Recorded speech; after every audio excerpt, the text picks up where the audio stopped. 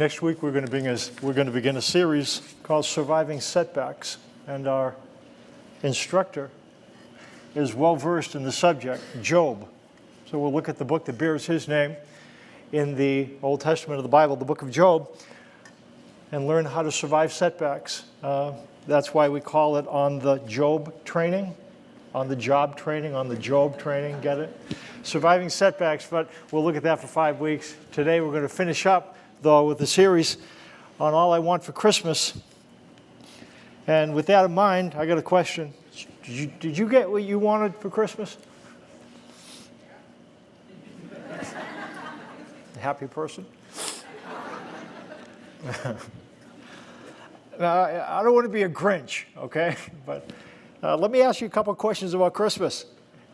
Anybody get something that they didn't want? Don't raise your hand or say a word. What do you mean you didn't want that? What do you mean you didn't get what you wanted? But just between you and me. Anybody get something that they didn't want? How about anybody not get something that they did want? Dig a little deeper. If you can kind of stay with that, think about something you wanted, didn't get, and it could not just be a gift, but it might have been you really wanted to relax over the Christmas holidays, or you wanted not to spend as much money as you usually spend, or you wanted to be able to spend time with people. It doesn't have to be stuff, it could be experiences. And if you didn't get something you did want, or you got something you didn't want, let's dig deeper at that question. The discontentment that kind of rises up about this time of year. Why did you get what you didn't want? Why? Why did somebody give you what you didn't want, or why didn't you get what you did want? I mean, they knew you wanted it, didn't they? If they knew you wanted it, why didn't they give it to you?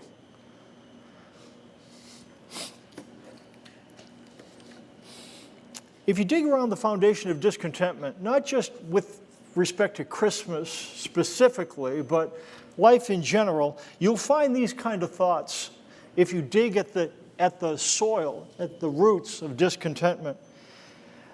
They didn't give me what I want because they don't care about me.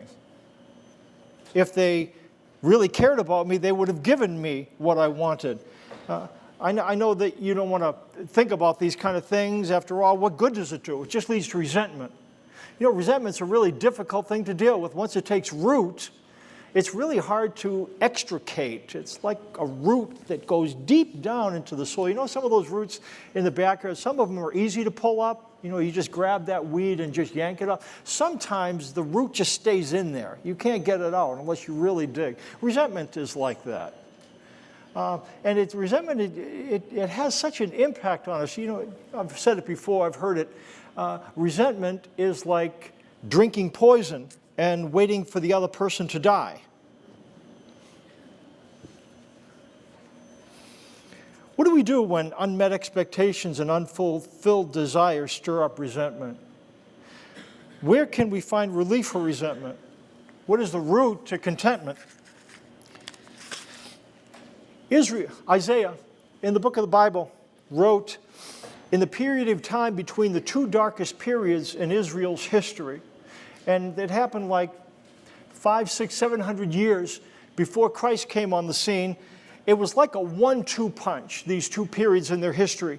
In 722 BC, the northern part of Israel went into captivity to Assyria.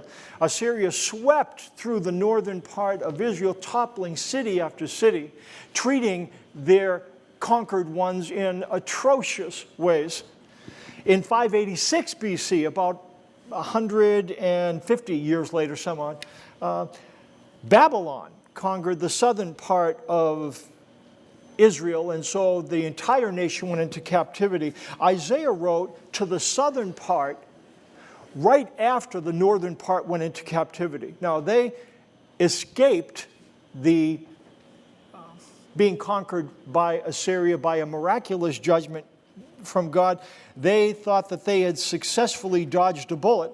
In the first 39 chapters of the book of Isaiah, he gives them bad news. They will go into captivity. In the first 39 chapters, Isaiah prophesies what's going to happen in the future, and it's not good news. They dodge the bullet, but they're not going to dodge it forever. And what he says to them is that judgment is coming. They will be taken into captivity. But then, the last 27 chapters of the book of Isaiah talk about what's going to happen on the far side of the captivity, that God is going to keep very encouraging promises to them.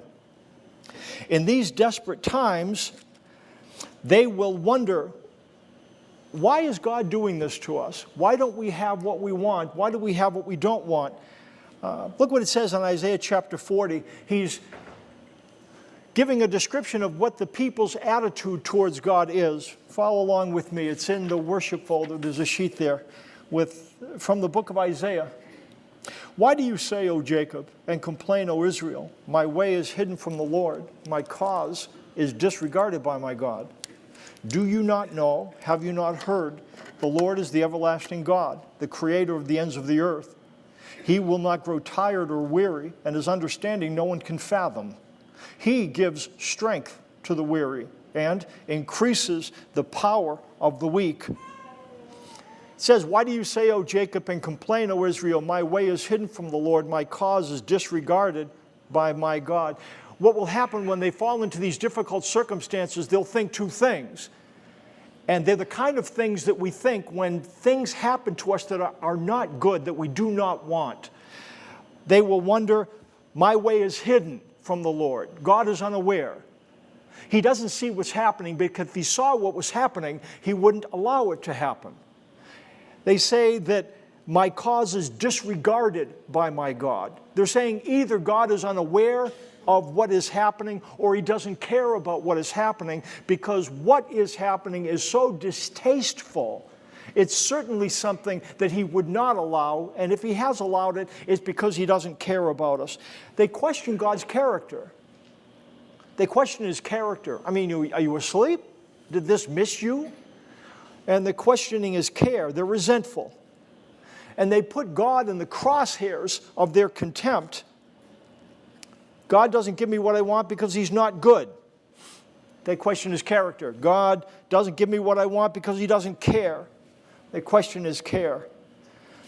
That happens when we have stuff we don't want and don't have stuff we do want. Whether it's from people or from God, we question, do you really care about me? Or is it that you care, but you're too weak to do anything about it? We wonder about his character, or we wonder about his care. God tells them, you question my character and my care. That's what he says.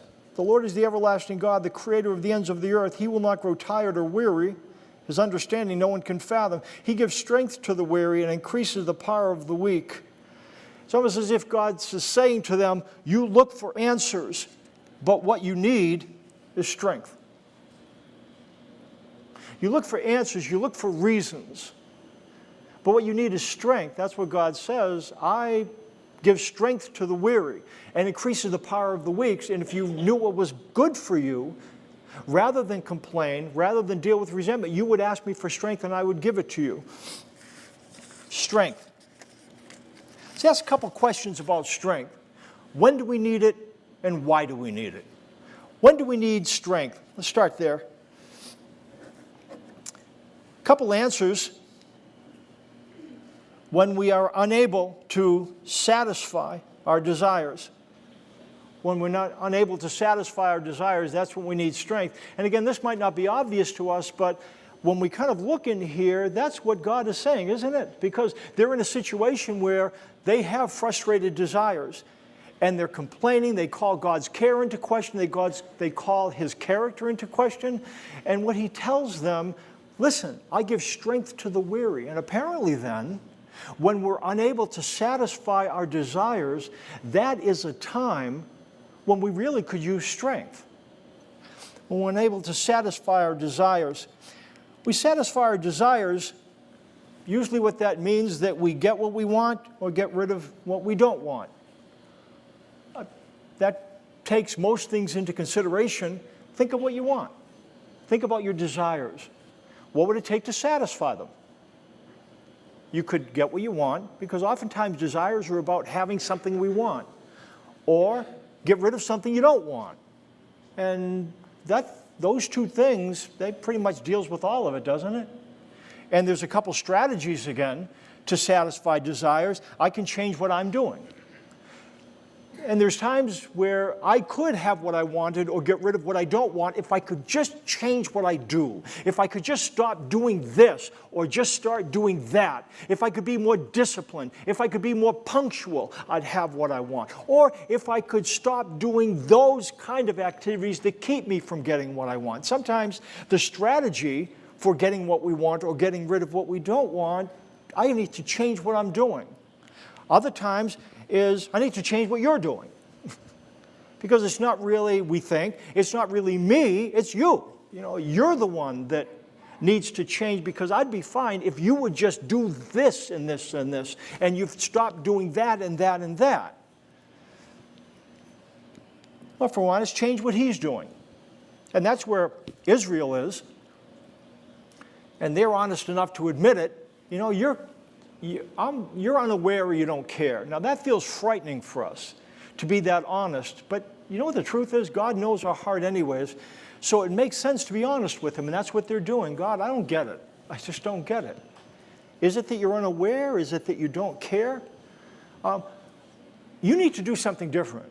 You know, because if you gave me this or this or this, then my desires would be satisfied. And when we are unable to satisfy our desires, that's when we become resentful. And we think, well, and what God says, apparently, is when we are unable to satisfy our desires, you know what we need at that point? Strength. Isn't that funny? Strength. Strength is the kind of thing that's very relevant when we're dealing with frustrated desires, unmet needs, unfulfilled expectations. Or we can silence our desires. When do we need strength? When we can't silence our desires. Silencing desires mean that we want what we get and we don't want what we don't get. And it's trying to be satisfied with things. Now, that's a good thing. Sometimes we want something really badly and we kind of pretend that we don't. I really didn't want that anyways. And some of you did that when I asked the question. What did you want for Christmas? You say, well, you might have told me about something. Yeah, no, I really didn't want it. And we can try to silence our desires that way. And you know what? Sometimes that works. Sometimes that works. What silencing desires is about. I need not to change what I'm doing or change what you're doing or change what he's doing. I just need to change what I'm wanting. Because if I can just not want something, then I can be at peace. It's when we want something and we feel the want inside of us that we just try to do what we can to get the want met, and we can try to silence the desire. And when we need strength is when we can't satisfy it or when we can't silence it. There's some needs that just will not be ignored. We can try to make ourselves ignore them. In fact, some of us, we fall into addictive behaviors because it's better to be drunk than have to face my resentment, than to be eaten up by my resentment. It's better to, and whatever the addictive activity is. When we are unable to satisfy or silence our desires, we need strength. When do we need strength? When we are unable to satisfy our desire or silence, and when frustrated desires lead to craving and contempt. That's what happens when we have frustrated desires. And when we try to change what we're doing, change what you're doing, we try to change what I'm wanting, and when that doesn't work and the resentment is inside and it's like acid in our system, it boils up, we try to ignore it, we can't. And what ends up happening, it ends up spilling out on others. We end up getting frustrated. It affects our attitudes towards ourselves and others, and we find ourselves saying stuff like this: if they really cared, they'd give me what I want and take away what I don't want. There must be something wrong with them.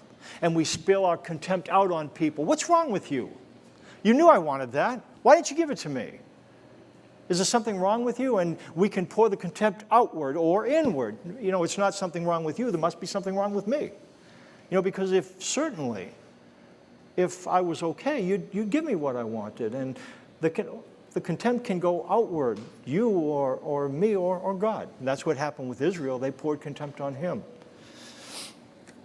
If God really cared, he'd give me what I want, take away what I don't want. There must be something wrong with him, or there must be something wrong with me. What God tells them is that that's not necessarily the case. He says, you think you need changed circumstances? What you really need, surprisingly, is not changed circumstances. And no, you don't need for your desires to be satisfied. And no, you don't need for your desires to be silenced. What you need is strength. Strength. Let's answer this question then. Why? Why do we need strength? Why do we need strength? Because we all want contentment. From one angle, we want different things. And if I could sit down with you and ask, what did you want for the holidays? I think we'd find different things. Some of us would say stuff, electronic gadgets or furniture or clothes. Some of us would want experiences, time with family, time off, relaxation. We would talk about different things. Husbands and wife, families, we have different values, different needs, different things satisfy us. And so we're all different in that way, but one thing that unites us all, the one thing that we all are looking for, is contentment. I have what I want. I don't have what I don't want. Contentment. It means different things, but that is what we all want. What we find is contentment comes from exchanging our strength, not changing our circumstances. Look what it says in the book of Isaiah. He goes on after the verse 29 to verse 30, even youths grow tired and weary, and young men stumble and fall. But those who hope in the Lord will renew their strength. They will soar on wings like eagles. They will run and not grow weary. They will walk and not be faint. They believed that they needed to change their circumstances. And what God indicates there is that they need to exchange their strength. It talks about those who hope in the Lord will renew their strength. To renew literally means to exchange. And the picture is of having insufficient strength and exchanging it for sufficient strength. That's the image. It's the image of taking a thread and now, if we had one thread, one strand of hemp or cotton, it's not very strong. But if we take additional threads and weave them around one another, then we could make a rope. And that's what it's indicating here. Those who hope in the Lord take the strand of their strength and wind it around God's strength, so you end up with a rope. Those who hope in the Lord will experience strength. They will exchange their insufficient strength for God's sufficient strength. The process of receiving strength from God is compared to learning how to fly. It says in the passage that to receive strength is kind of like being an eagle, where you soar on wings like eagles above the level where, if you ever seen an eagle, it seems effortless. They're buffeted by all kinds of wind currents, but they just, and that's what strength looks like apparently. How do we get to that point? How can we experience God's strength? Because apparently what he says, God's strength is the secret to contentment. We'll find that in this passage, especially the next one. The secret to contentment is not getting what we want or getting rid of what we don't want. The secret to contentment is experiencing God's strength. When we experience God's strength, it's like he mainlines contentment. I'm interested in that. How do we learn to receive God's strength? Look what it says. It talks about where and how God tried to teach Israel to receive his strength, is what it says. in Deuteronomy 32. He shielded him and cared for him. And it's talking about how God dealt with them when they were walking through the wilderness, for the 40 years.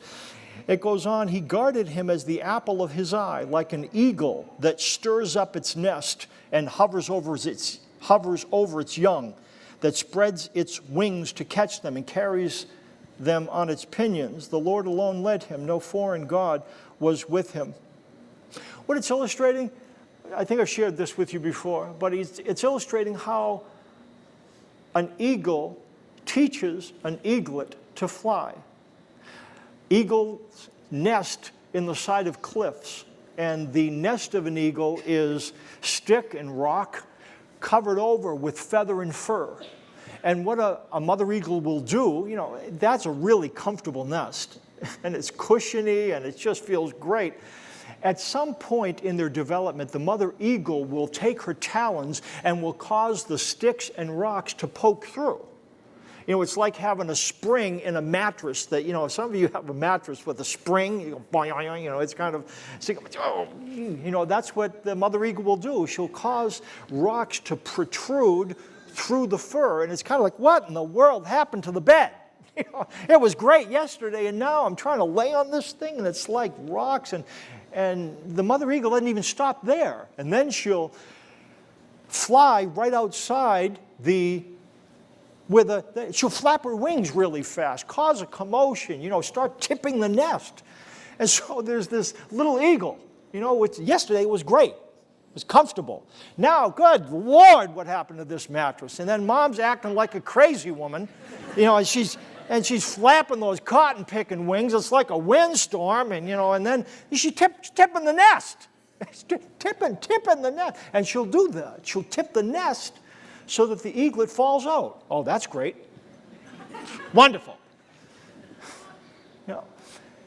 And it says that in the verse, stirs up the nest. That's what it means. Stirs up the nest, causes things to poke out of it and then tip it. And then it says, and hovers over its young. Now, this is what the eaglet doesn't see. Because when the eaglet is falling, because it hasn't developed wings yet. It has wings, but it hasn't learned to use them. So it's just kind of just like a rock. And what the eaglet can't see is that the mother is no longer flapping the wings by the nest, gliding, looking, hovering.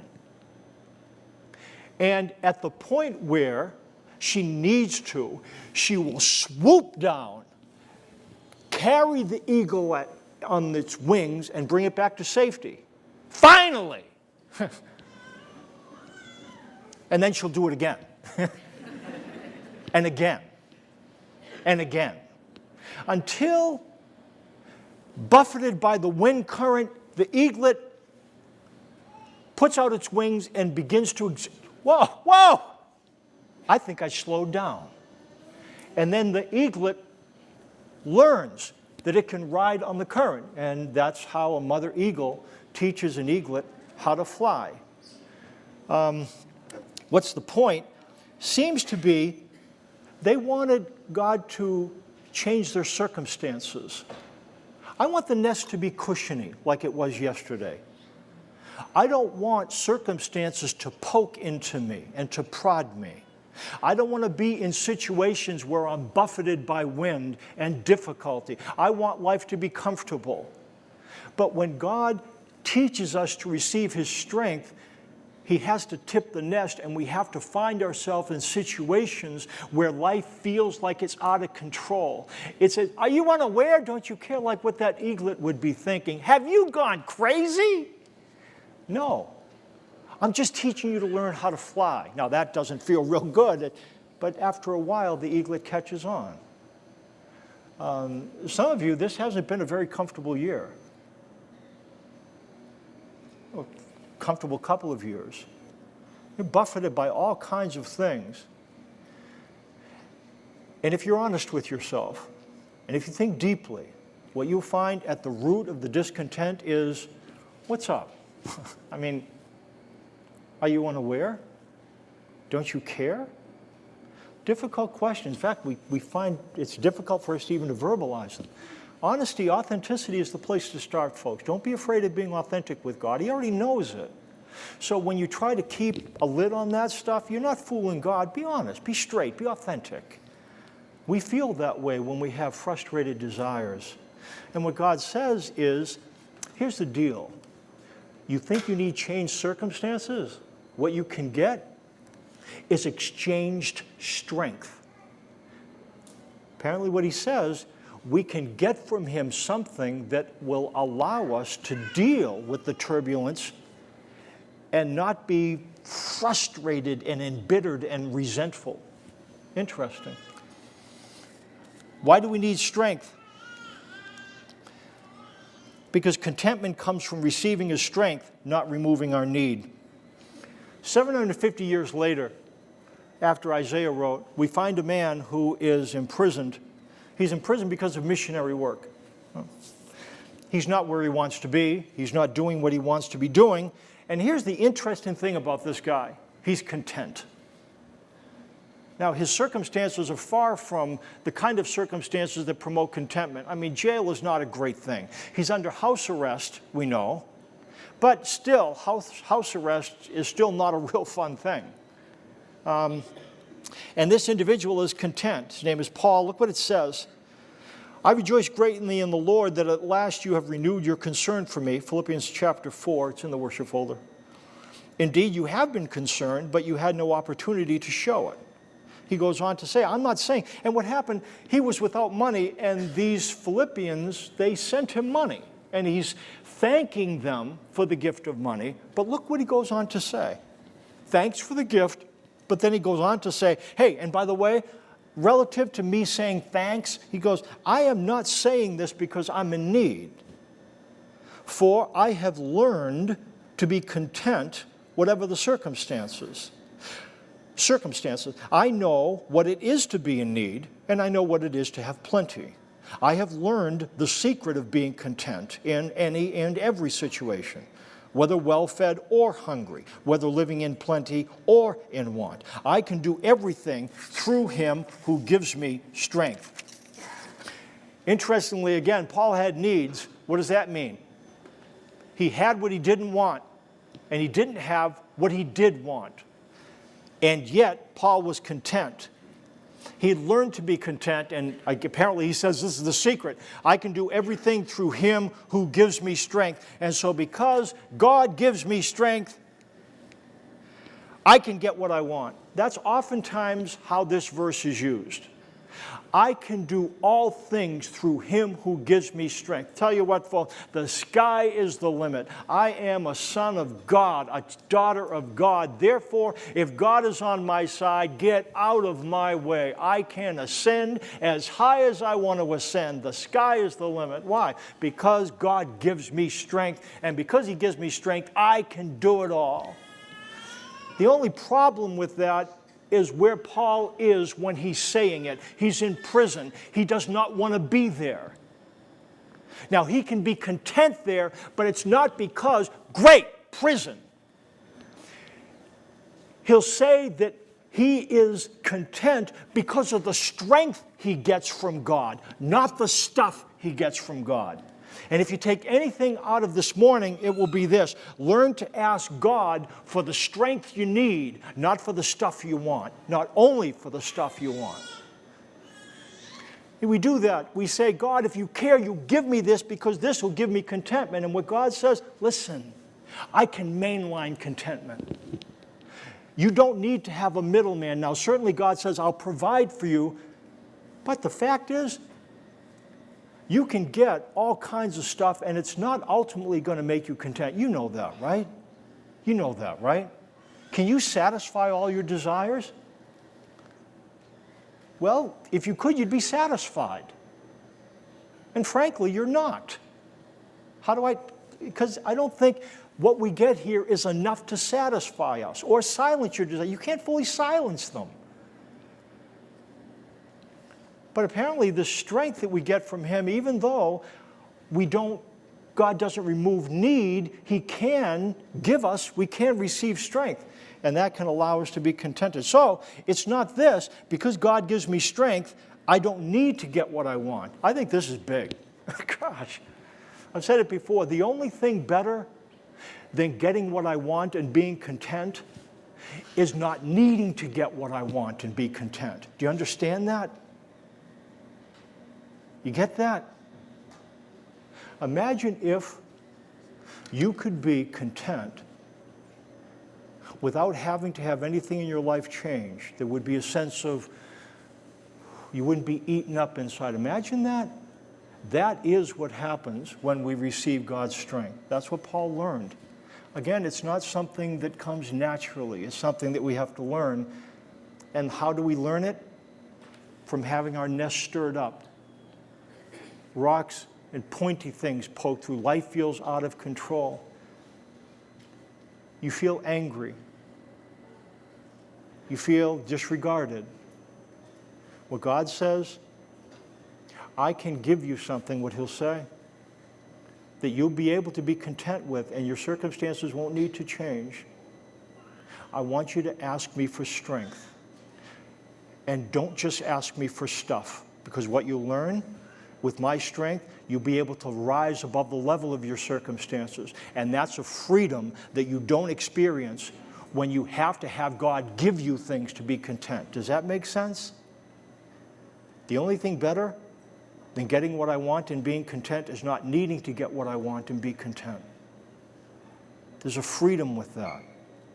And that's what Paul discovered. He didn't need to have need removed to be content. He needed to receive strength in order to be content. That's what he says